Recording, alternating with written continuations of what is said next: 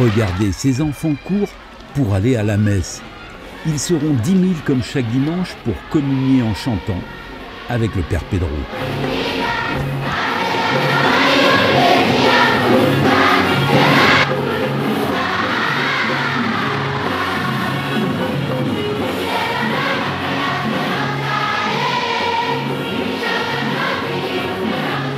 Et chanter, c'est prier 2 fois. Chanter, c'est apporter la joie de vivre. Parce que le monde d'aujourd'hui a besoin de la joie.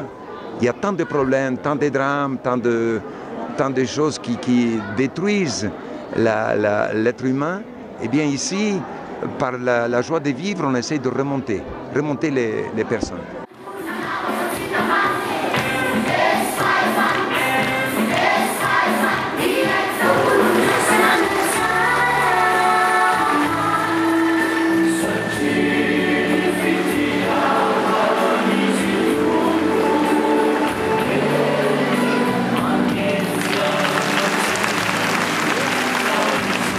Nous sommes tous des frères.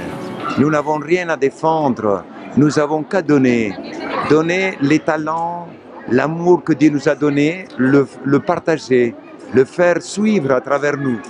Et quand vous vivez cela, les gens vous suivent.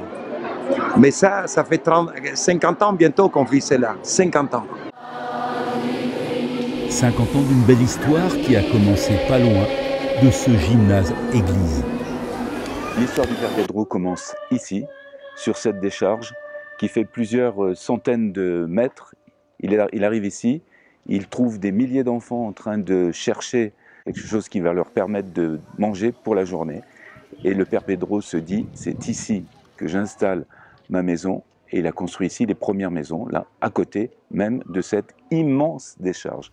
Plus de 10 000 logements seront ainsi construits pour créer une ville où chacun ici a sa place. Il a dit tout à l'heure, quand on l'a rencontré, que les gens qui étaient ici gagnaient leur vie en taillant la pierre pour 1,5 € par jour. Mais le Père Pedro explique qu'il vient en aide aux gens, qu'il leur a rendu leur dignité par le travail.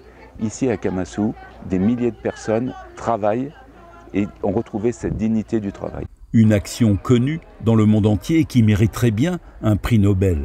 En attendant, le Père Pedro reviendra en Haute-Savoie.